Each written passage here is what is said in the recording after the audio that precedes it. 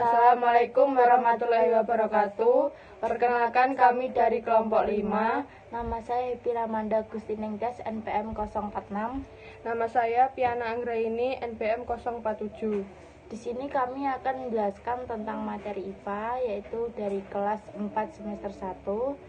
Kompetensi dasar yang pertama yaitu 3.6 menerapkan sifat-sifat bunyi dan keterkaitannya dengan indera pendengaran. Yang kedua 4.6 menyajikan laporan hasil pengamatan dan atau percobaan tentang sifat-sifat bunyi. Yang pertama kita akan menjelaskan tentang pengertian bunyi. Bunyi adalah suatu gelombang yang dihasilkan oleh benda yang bergetar. Benda yang menghasilkan bunyi disebut sumber bunyi. Sumber bunyi yang bergetar juga menggetarkan molekul udara di sekitarnya sehingga menghasilkan gelombang longitudinal. Bunyi. Untuk mengenali bunyi lebih dalam lagi, hal yang pertama harus kita lakukan adalah mengenali sifat bunyi. Ada setidaknya 6 sifat dari bunyi yang harus kita ketahui, yaitu yang pertama ada gelombang bunyi memerlukan medium. Yang kedua, gelombang bunyi dapat dipantulkan. Yang ketiga, gelombang bunyi dapat dibiaskan. Yang keempat, gelombang bunyi termasuk gelombang longitudinal. Yang kelima, gelombang bunyi mengalami pelenturan. Yang keenam, gelombang bunyi mengalami perpaduan. Sifat bunyi yang pertama adalah memerlukan medium. Karena bunyi merupakan gelombang yang bergerak, maka dalam pergerakannya gelombang bunyi memerlukan media penghantar atau medium. Medium yang diperlukan bunyi bisa berupa zat padat, zat cair, atau zat udara. Telepon mainan kaleng bekas ini adalah perambatan bunyi melalui zat padat. Bunyi atau suara dapat merambat melalui zat padat seperti benang kasur.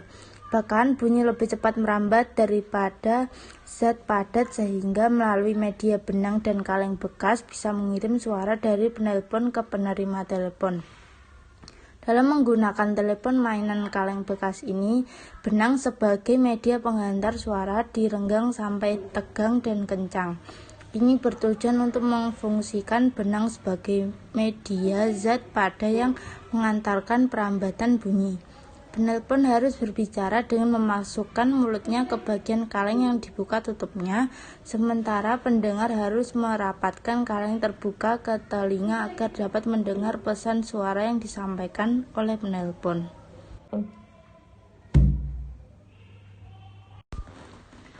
Contoh kedua, bunyi merambat melalui benda padat. Perambatan bunyi melalui benda padat lebih cepat terdengar daripada melalui benda cair atau gas. Contohnya yaitu menempelkan telinga ke dinding, lalu minta teman untuk memukul bagian dinding yang lain. Bunyi pukulan akan terdengar. Hal ini menunjukkan bahwa bunyi merambat melalui benda padat. Bunyi pukulan dinding terdengar lebih keras melalui dinding daripada melalui udara. Jadi bunyi merambat lebih baik melalui benda padat daripada udara.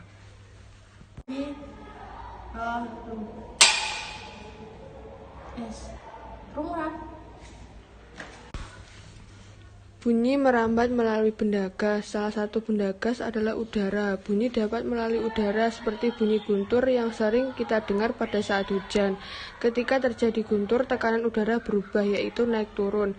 Perubahan tekanan ini terus berpindah melalui tumbukan bagian-bagian kecil molekul udara. Dengan demikian, gelombang bunyi merambat ke segala penjuru dan terdengar dari berbagai arah.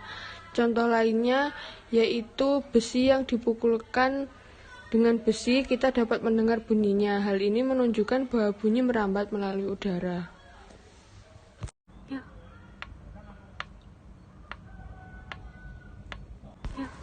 Bunyi merambat melalui benda cair. Perambatan bunyi dapat melalui air. Ketika kita membenturkan dua buah batu di dalam air, bunyinya bisa terdengar dari luar air. Hal ini menunjukkan bahwa bunyi merambat melalui air. Bunyi benturan tersebut lebih lemah dibandingkan bunyi benturan batu di luar air. Hal ini menunjukkan bahwa rambatan bunyi melalui air kurang baik dibanding melalui udara.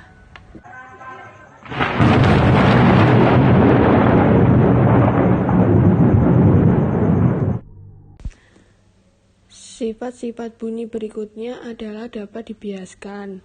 Hal ini menyebabkan suara yang dihasilkan tidak sekeras aslinya. Contoh, fenomena bunyi dapat dibiaskan adalah suara petir terdengar lebih keras di malam hari karena suhu udara bawah lebih dingin dari suhu udara atas.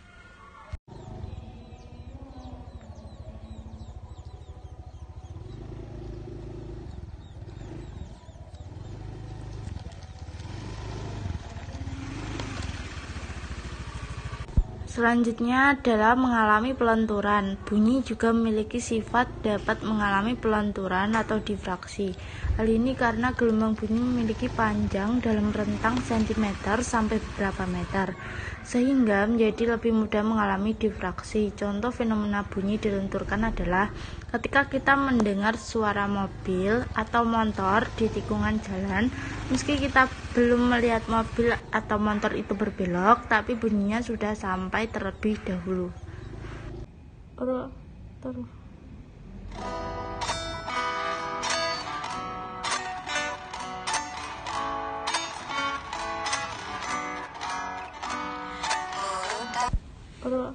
Sifat bunyi lainnya adalah mengalami perpaduan atau interferensi. Maksudnya, bunyi yang kita dengar dari dua buah sumber yang berbeda, namun apabila memiliki frekuensi yang sama, maka kita akan mendengarkannya lebih keras lagi. Contoh fenomena suara dipadukan adalah saat dua loudspeaker menyetel lagu, kita akan mendengar suara yang kuat dan lemah secara bergantian. Sekian presentasi dari kelompok 5. Bila ada kurang lebihnya, kami mohon maaf. Wabillahi taufiq wal hidayah. Wassalamualaikum warahmatullahi wabarakatuh.